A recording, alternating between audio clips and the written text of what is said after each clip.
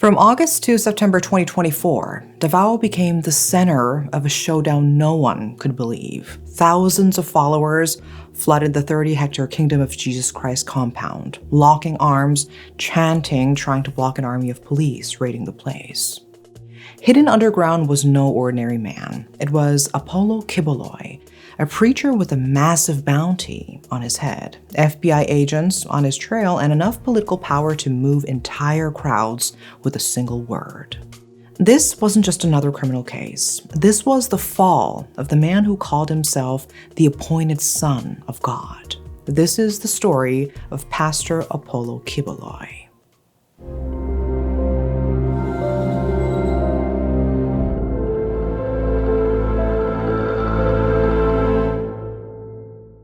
As a content creator, I subscribe to a ton of services. Editing tools, cloud storage, royalty-free music, you name it. But the problem is, I totally lose track of what I'm actually paying for. Just last month, I realized I was still being charged for a tool I hadn't touched in over a year.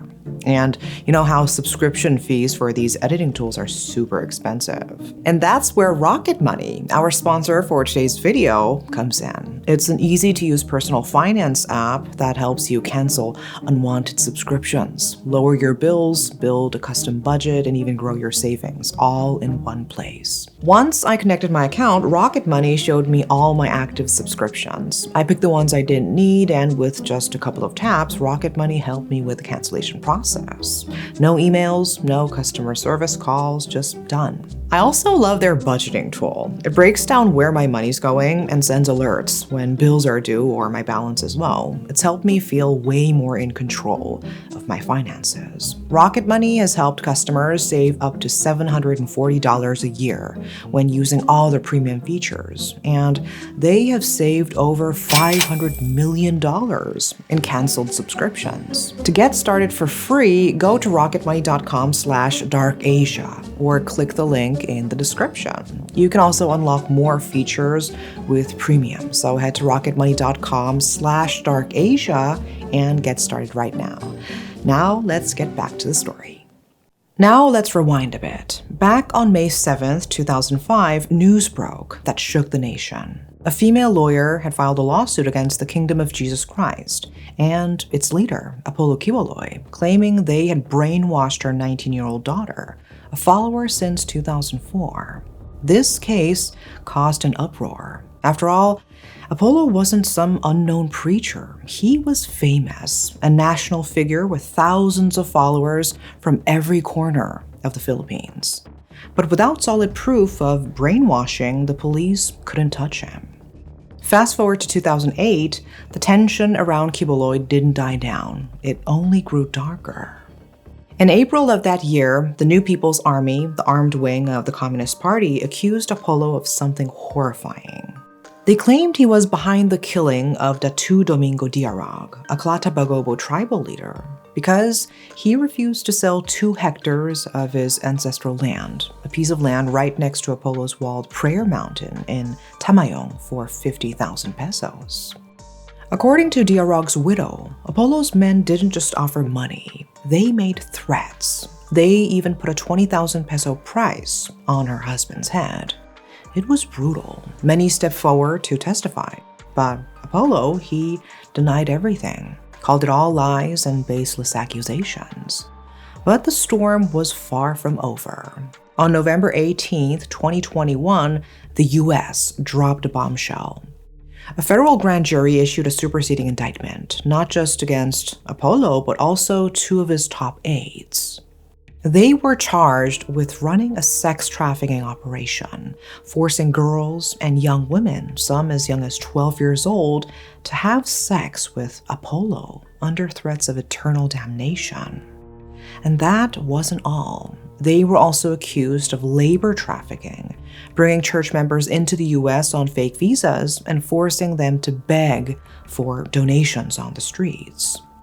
Donations that didn't go to charity, but instead funded Apollo's luxurious lifestyle. And remember, this wasn't some fringe cult leader. Apollo Quiboloy was a household name, known across the Philippines as the president's spiritual advisor. So who exactly was Apollo Quiboloy?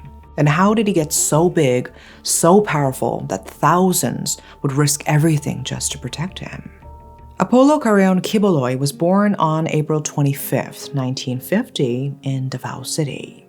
His family were Kapampangan migrants looking for a better life after World War II. He was the youngest of 9 kids, and his parents named him Apollo after the great Mount Apo. There is a story his mother used to tell, a story that would sound almost prophetic later on. She said that when Apollo was born, a giant eagle landed on the tree outside their house and didn't leave until he came into the world. She said that even though he was born at night, the moment he let out his first cry, the dark sky turned as bright as day. Outside of those mysterious tales, though, Apollo was just a regular kid. He grew up healthy, playful, normal. When Apollo and his family first moved to the city, life was tough. Money was tight. Some days, they barely scraped by, sharing clothes, shoes, whatever they had. But even with so little, Apollo remembered those days as happy ones. They had a roof. They had each other. At the center were 2 pillars, Tata, their father, and Sika, their mother. But happiness doesn't always last. A storm hit the family, forcing Apollo to live with his eldest sister, Helen, in Parang, North Cotabato. It was there, under Helen's roof, that Apollo got his first real taste of hardship. He spent 8 long years there, years he later called the toughest of his life. Before dawn, he baked bread at his sister's bakery, ran the store, went to school, then returned home to mountains of chores. Everything had to be perfect, or risk being scolded, even hit. By his teens, Apollo had no time for friends or fun. His life was work, study, survive. But something else happened during those years. At 14, during a trip to Malungon, Apollo said he had his first spiritual vision. He saw the earth burning in a giant bowl of fire. He heard a voice, "If ye shall seek me, ye shall find me in my way."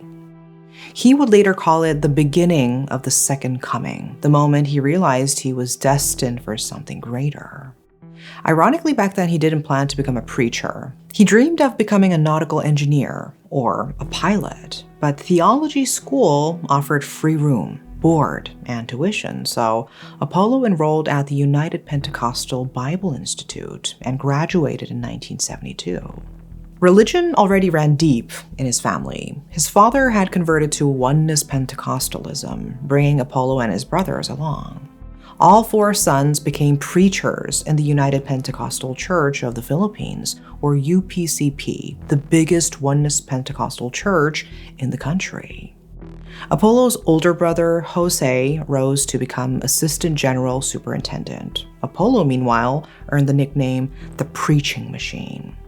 In 1973, the UPCP sent him to Seoul for the International Youth Corps World Conference. By 1974, he led the UPCP Youth Organization as president. But his rise didn't last. In 1979, Apollo was expelled for unorthodox teachings. He later repented, apologized, and was reinstated a year later as the pastor of Agdao Church in Davao City, one of UPCP's most important churches. Still, trouble kept finding him. In 1985, Apollo found himself under investigation again, this time for arrogance and disrespect toward another pastor. But this time, he didn't wait around to be judged. Instead, on September 1st, 1985, Apollo Quiboloy walked away. He left the UPCP behind, taking his 15 loyal followers with him, and founded his own church, a new kingdom, the Kingdom of Jesus Christ, or KOJC.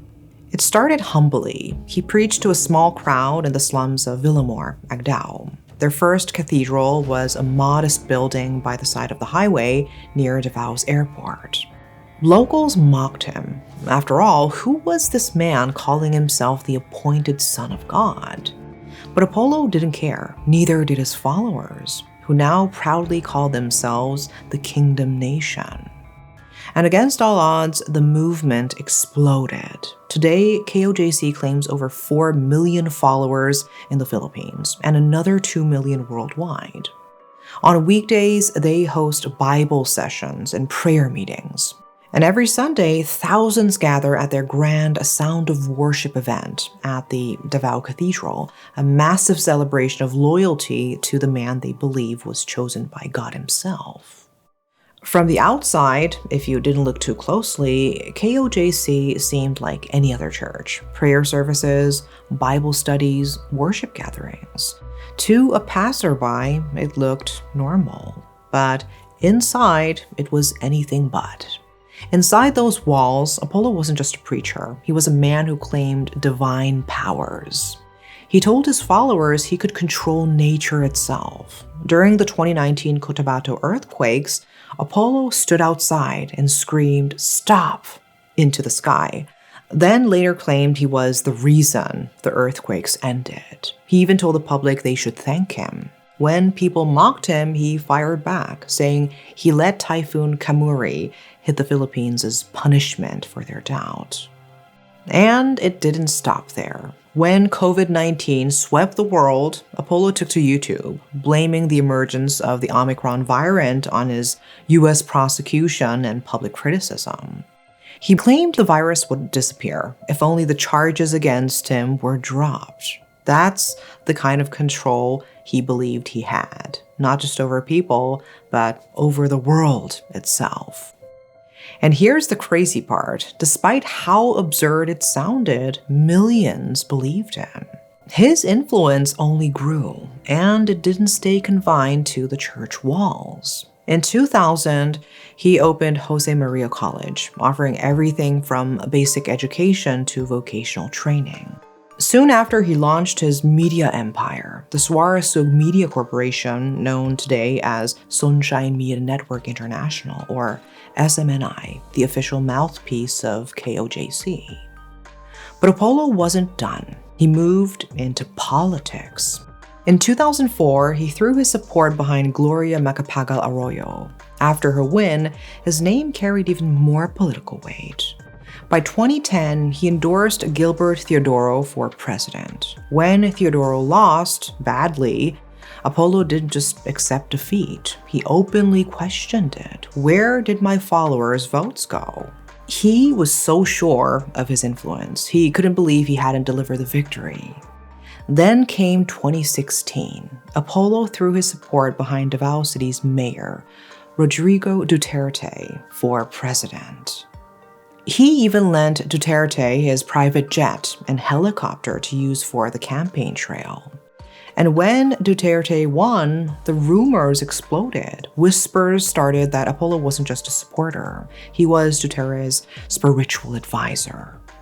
In March 2024, SMNI announced that former President Duterte had been appointed the administrator for all KOJC properties. No proof, no documents, just a bold announcement. And in Apollo's world, sometimes that was enough.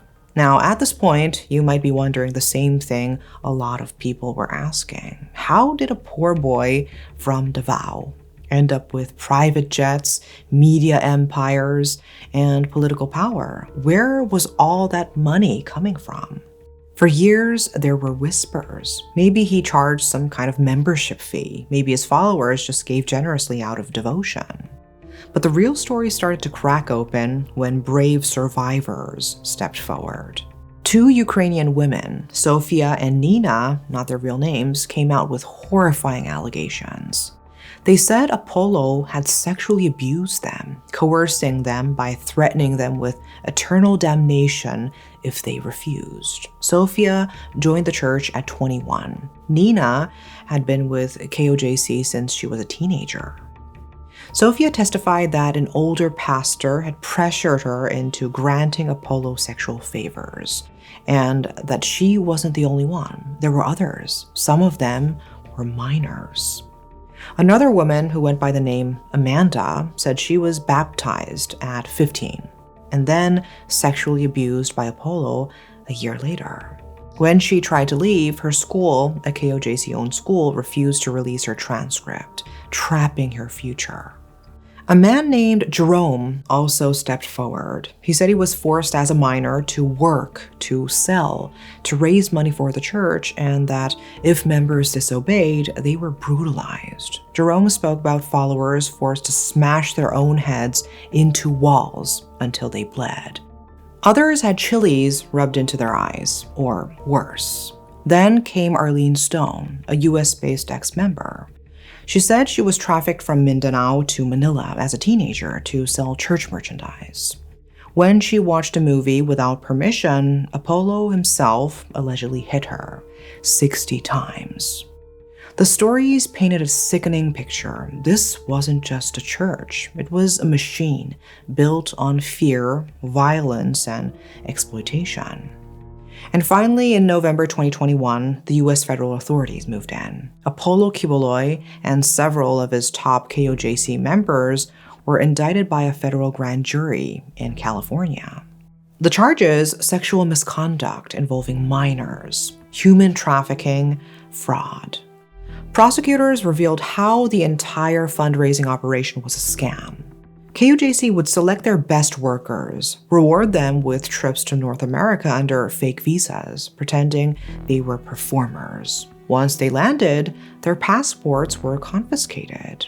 They were forced to solicit donations day and night under the banner of Children's Joy Foundation USA, claiming to help poor Filipino children. In reality, the money funded Apollo's private jets, his luxury estates, and his golden lifestyle. And to make sure they could stay longer in the US, KOJC arranged fake marriages between church members. It was all a carefully built empire, fueled by faith, fear, and fraud. According to the indictment, some of the young women inside the Kingdom of Jesus Christ were forced into what they called night duties, nights when Apollo himself would allegedly sexually abuse them. On February 5th, 2022, it became official. The FBI released a wanted poster for Apollo Quiboloy. He was no longer just a controversial figure. He was now a fugitive in the eyes of the law. By December 10, 2022, the U.S. Department of the Treasury and State Department imposed sanctions against him for gross human rights abuses and corruption. Every property he or KOJC held in the U.S. was frozen. No money, no services, no transactions. The man, once flying in private jets, was now completely cut off from American soil. But Apollo wasn't done. On February 21st, 2024, still on the run, he posted a 40-minute audio recording online. He accused the US, President Bongbong Marcos, and First Lady Lisa Araneta Marcos of plotting to kill him. He claimed the FBI had placed a $2 million bounty on his head, all because of his ties to Duterte. Then, almost daring law enforcement, Apollo began posting riddles and cryptic hints on social media. Former President Duterte even chimed in, claiming he knew where Apollo was, but wouldn't tell. Supporters rallied. On March 4th, a mass protest erupted at Liwasang Bonifacio, followers crying out for justice, accusing the government of human rights abuses against Apollo. The next day, Senator Risa Hontiveros requested the Senate president to issue an arrest order. But Senator Robin Padilla blocked it, defending Apollo as a hero and getting 3 other senators to sign a letter of objection. On March 19, 2024, the DOJ filed qualified human trafficking charges against Apollo and 5 top administrators. No bail recommended. The courts agreed. On April 1st, the Davao Regional Trial Court denied any delay. By April 3rd, 3 administrators posted bail. Apollo remained missing and now officially labeled a fugitive. Then came August 24th, 2024. Around 4 a.m., over 2,000 police officers surrounded the Kingdom of Jesus Christ compound in Davao. After negotiating with Apollo's lawyer, they moved in. Inside, the compound was a fortress, hidden tunnels underground facilities, a labyrinth built not just for prayer, but for protection. The raid began quietly, but chaos exploded. Tear gas filled the air, church members clashed with police, fists, stones, makeshift weapons. Injuries mounted. 16 people, including 4 children, fainted. One man, stationed at a watchtower without rest, suffered a heart attack and died. On the evening of August 25th, tensions erupted further. Thousands of Apollo's followers flooded the streets, blocking the Carlos P. Garcia National Highway and access to the airport. From a distance, black smoke rose, protesters burning tires in anger. Violence spiraled. Police issued an ultimatum: clear the roads by 3 p.m. the next day or face consequences. The protesters refused. More clashes broke out. When it was over, 18 KOJC members had been arrested for obstruction of justice. Meanwhile, the search inside KOJC dragged on. The compound was massive. Without a proper guide, they had only covered about half of it. Still, they kept going. Using whatever tools they could find, they pressed toward Apollo's rumored hiding place, beneath the Bible school. And after weeks of exhausting searches, it finally paid off. On Sunday, September 8th, 2024, Interior and Local Government Secretary Ben Harabalos Jr. made the announcement. Apollo Quiboloy had been captured. Now Apollo's camp tried to spin it. They said he had surrendered to protect his followers from further violence. Even President Marcos called it a modicum of leadership. But the truth, Apollo didn't surrender. He was arrested. The negotiation leading to his capture started at 1:30 p.m. and dragged on for 4 long hours before they finally took him in. Apollo was transported straight to the PNP headquarters at Camp Crane for detention. Later, it was revealed that there had actually been 7 negotiations since August 30th, each time asking him to surrender. Each time, he refused, until he had no choice. The standoff had left scars. More than 100 people were injured. 60 police officers were hurt. At least 54 KOJC members had to be hospitalized, some from injuries, others from heart issues and anxiety attacks. Charges piled up too. The police filed cases against 29 male KOJC members arrested during the highway barricades. Each faced up to 3 separate complaints: obstruction of justice, violation of public assembly laws, and assaulting authorities. They were later released on bail. The day after Apollo's arrest, his team immediately requested house arrest or transfer to a military facility, claiming security concerns. The court rejected the request. Meanwhile, the 5 KOJC administrators pleaded not guilty to charges of human trafficking and sexual abuse. As for Apollo, he faced serious consequences. And then Apollo's health started to crumble. After months in detention, he complained of chest pains, arrhythmia, atrial fibrillation. He was treated at the Philippine Heart Center from November 8th to 16th, 2024. While there, he was also diagnosed with a serious dental implant infection that had spread to his jaw. His hospital stay extended until November 27th. Then, just as things seemed to stabilize, he fell ill again. On January 18, 2025, Apollo was hospitalized once more, this time for pneumonia. After recovery, he was returned to the Pasig City Jail on February 12, 2025. As of now, Apollo still hasn't been sentenced. Now, you might be wondering, if Apollo Quiboloy was wanted in the United States, why hasn't he been extradited? Officially, the answer is simple. President Marcos announced that the Philippines would not be rushing into any U.S. extradition yet, because he is facing serious charges in the Philippines, and by law, he must stand trial and, if convicted, serve his sentence locally first. Only then would extradition even be considered.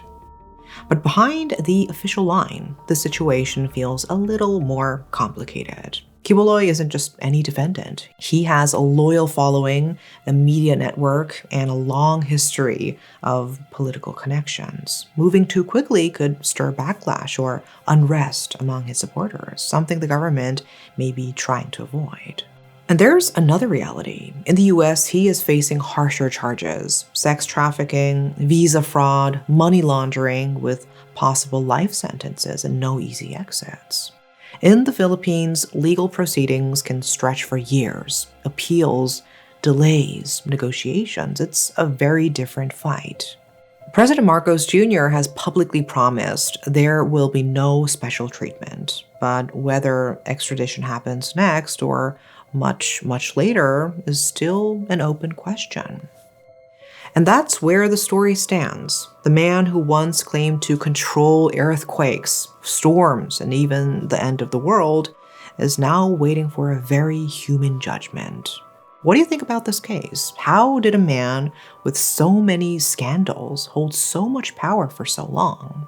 And most importantly, do you believe justice can be truly served when the person on trial is as powerful as Apollo Quiboloy?